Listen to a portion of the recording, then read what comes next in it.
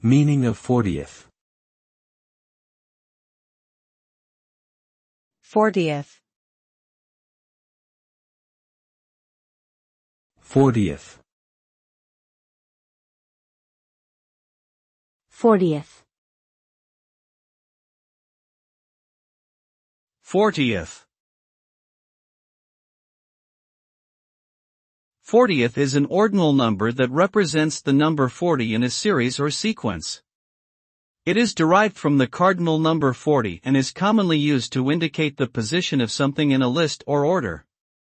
For example, the 40th person in line would be the 40th person waiting. The 40th anniversary celebrates 40 years of marriage.